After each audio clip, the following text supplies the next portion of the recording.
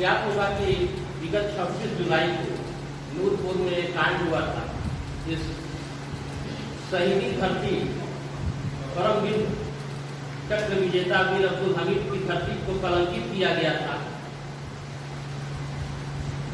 सेना के जवानों को बर्बरतापूर्वक मारा गया था, नाहक, बिना किसी गलती के। आप लोगों को सर्वप्रथम ये बता दूं कि 26 जुलाई को श्राद्ध के कार्यक्रम था अजय पांडे जी के परिवार में, जिनके दो भाई अजय कुमार पांडे जी और सुशील पांडे जी पूर्व सैनिक हैं व एक भाई उनके पुरी में पोस्टेड है कमल पांडे जी, जो अभी भी कार्यरत है। वो लोग अपनी मां के श्राद्ध के कार्यक्रम में आए थे। 26 तारीख को 27 को उनका कार्यक्रम श्राद्ध का तेरही का कार्यक्रम होना था। ऐसो नक्सल रमेश कुमार किसी की सूचना पे उस गांव में जाते हैं किसी अपराधी को पकड़ने, और अपराधी को पकड़ने के संबंध में वो नाहक उस घर में घुसते हैं सिविल ड्रेस में जहां श्राद्ध कार्यक्रम होना था, और उन लोगों को प्रताड़ित किया जाता है। रात में घर बुला करके थाने पे मारा जाता है, पीटा जाता है, और उसके बाद उसमें धाराएं लगा करके सैनिकों को चालान कर दिया जाता है। उस संबंध में मैं एक आप लोगों के सामने खुलासा करने जा रहा हूं। आप लोग इस फोटो को देखें। ये फोटो मीडिया से छिपाई गई है। ये फोटो मीडिया से छिपाई गई है अभी नूरपुर कांड में, जिसमें ऐसो नक्सल रमेश कुमार खड़े हैं इतने आराम से, और उस लड़के के असलहे में, जिसकी गिरफ्तारी एफआईआर में दिखाई जा रही है मंदिर के पास गली में, और ये फोटो है उसके घर के कमरे की। एफआईआर में बताया जा रहा है कि उसकी गिरफ्तारी हुई और उसके पैंट के बाएं तरफ एक असलहा और 2 जिंदा कारतूस पाया गया। आप बताइए, मैं मीडिया भाइयों से पूछना चाहता हूं कि ऐसी फोटो आपने कभी देखी है किसी अपराधी की पुलिस के साथ? मैंने तो आज तक देखा कि अपराधी का असलहा टेबल पर रखा जाता है, अपराधी टेबल के आगे बैठता है और पुलिस वाले पीछे खड़े होकर के शानो शौकत से अपनी फोटो खिंचवाते हैं। लेकिन इसमें स्पष्ट नजर आ रहा है कि असलहा ही नहीं, असलहा उसके हाथ में दिया गया है, और उंगली देखिए, उंगली ट्रिगर पे है, उंगली ट्रिगर पे है। और ऐसो साहब इतने इत्मीनान से खड़े हैं, कोई डर भय नहीं, क्योंकि 2 जिंदा कारतूस भी इसी में लगी हुई है। आप सोचिए, यदि ये ट्रिगर पे उंगली है और दब जाती तो क्या ऐसो साहब उस समय क्या होता? लेकिन ये साफ स्पष्ट होता है कि ऐसो रमेश कुमार द्वारा उसके हाथ में पकड़ाई गई है ये पिस्टल। जब पिस्टल बरामद हुई तो उसमें एफआईआर में लिखा कि हमने एक पॉलिथीन में इसको जो है रख करके सील पैक किया। तो आप बताइए कि हाथ में फिर फोटो कैसे आई, ये रिवाल्वर हाथ में कैसे आया? इस संबंध में मैं उत्तर प्रदेश के डीजीपी महोदय से कुछ सवाल करना चाहता हूं, और उस सवालों का उन्हीं के माध्यम से मैं जवाब भी चाहता हूं। मेरे सवाल इसमें है कि आखिर ये फोटो कब ली गई, गिरफ्तारी के बाद इसकी टाइमिंग क्या थी, इस फोटो के लेने के उद्देश्य क्या थे? जब इसमें लिखा गया है कि गांव वालों ने छुड़ा लिया, तो गांव वाले से छुड़ाने से पहले गिरफ्तारी है या उसके बाद की गिरफ्तारी है, ये फोटो कब की है, ये विचारणीय है। दूसरी बात, आप लोगों को संज्ञान में ला देना चाहता हूं कि आप लोगों को याद होगा कि अजय कुमार पांडे पे एसपी आरए साहब ने एक आरोप लगाया था कि उन पे 2002 में ट्रेन जलाने और उसके मुकदमे, उस मुकदमे को दिखा करके एक हिस्ट्रीशीटर बनाया जा रहा था, गुंडा बनाया जा रहा था सेना के जवानों को, सैनिकों को। आप सोचिए इस बात को जरा सा। मैं ये लड़ाई एक व्यक्ति विशेष या जाति विशेष नहीं, बल्कि देश की सेना और उन योद्धाओं के सम्मान के लिए लड़ रहा हूं, ताकि कोई भी प्रशासनिक दुर्व्यवहार से पाल सिंह तोमर की राह पर न चल पड़े। ये देश सर्वोपरि है और देश की सैनिक भी जो है सर्वोपरि है,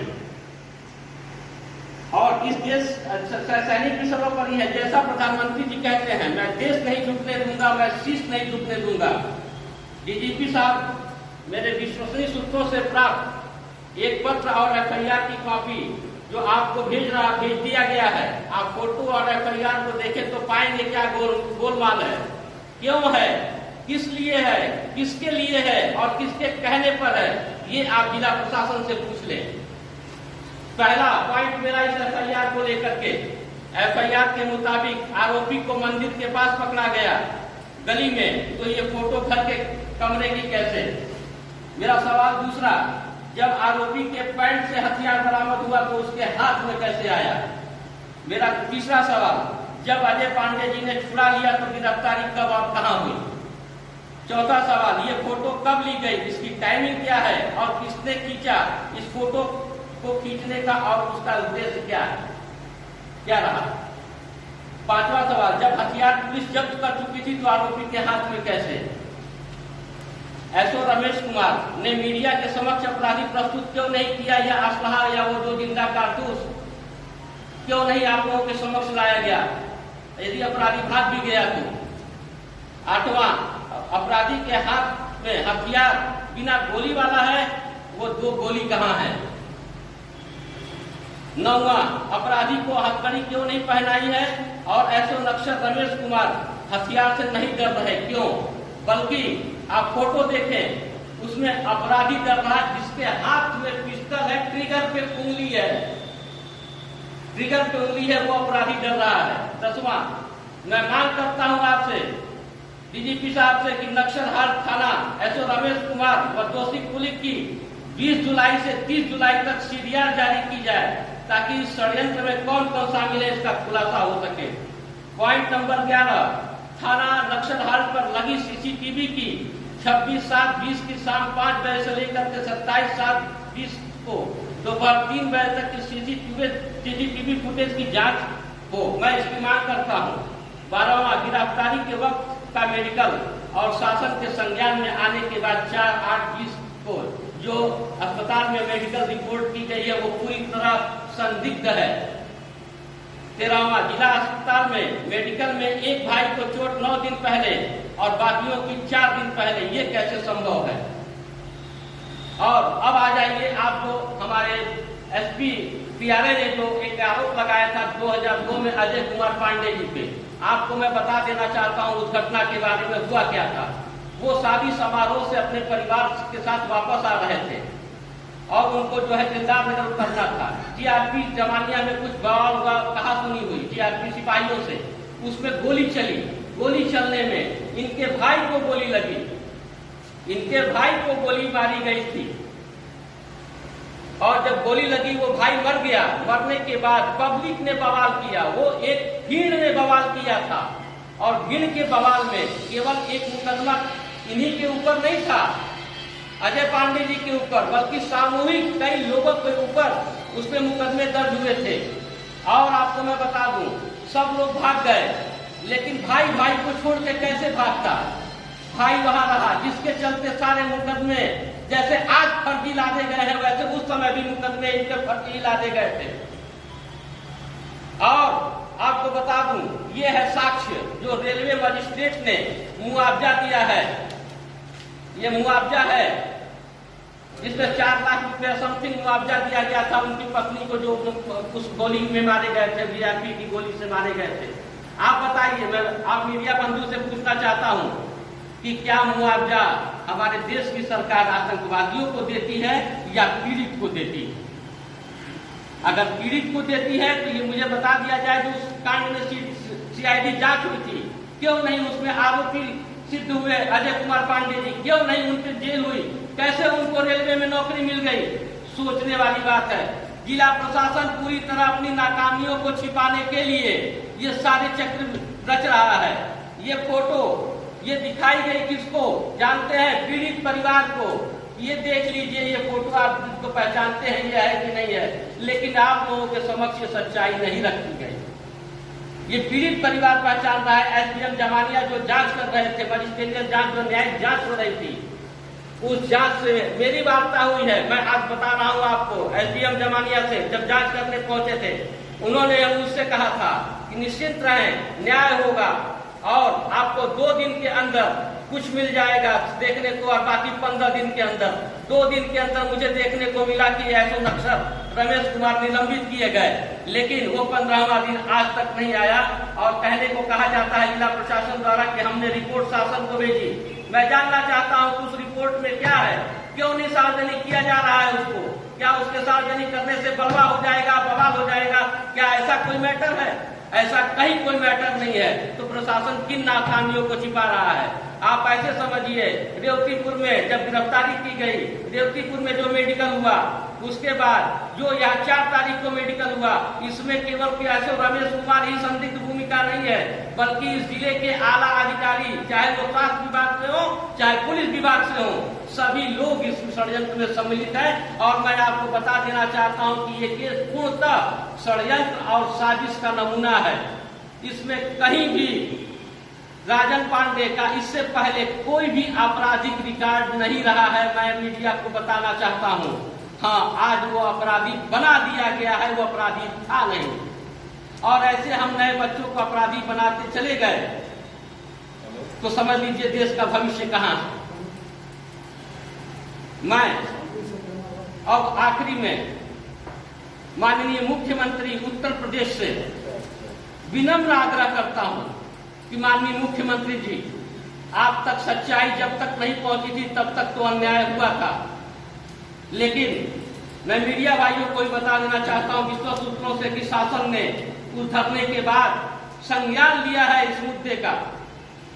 और माननीय मुख्यमंत्री जी से मैं करबद्ध अपील करना चाहता हूं कि माननीय मुख्यमंत्री जी, मैं आपके सहयोगी दल का जिला अध्यक्ष हूं, मैं सरकार के खिलाफ अगर कोई चीज बोलता हूं तो सरकार की छवि सुधारने के लिए बोलता हूं, लेकिन आप देख लीजिए कि मैं तो एक सरकार की छवि के लिए सुधारने के लिए गलतियों का उजागर करता हूं, लेकिन ये जो गलतियां आपके प्रशासनिक अमले के अधिकारी कर रहे हैं, छवि सरकार की धूमिल करने वाले ऐसे अधिकारी हैं जो गलत डिसीजन लेकर के और बेगुनाहों को फंसा रहे हैं।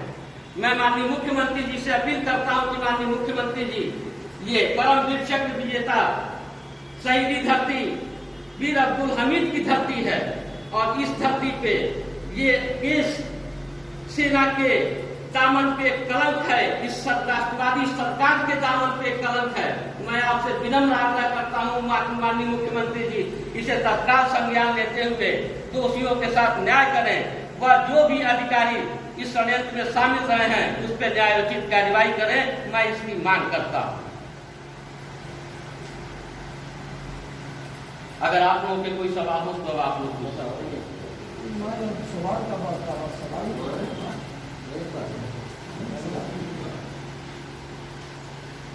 और एक संज्ञान में आप ले लीजिएगा कि भारतीय ब्राह्मण महासभा ने मांग किया है कि जो सस्पेंड हुए थे पुलिसकर्मी, पता चला है कि उसमें सिपाहियों की बहाली हो गई है, तो थाने में कोई सिपाही है और कामकाज बना हुआ है और पुल के ट्रकों का वसूली भी कर रहा है।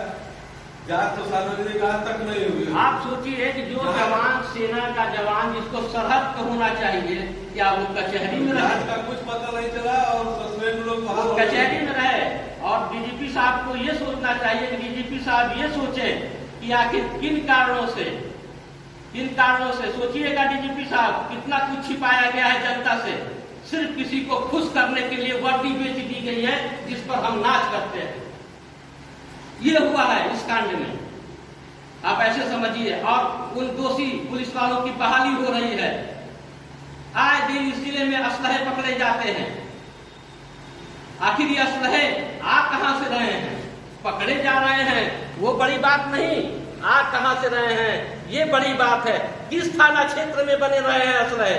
यदि वो अन्य प्रदेश से आ रहे हैं तो प्रदेश के बॉर्डर के थाने पे क्या कर रहे हैं वहां के थाना अध्यक्ष कि हमारे जिले में जो है असलहे इतने उपलब्ध हो रहे हैं? ये भी विचारणीय है। बहुत कुछ चीजें विचारणीय हैं।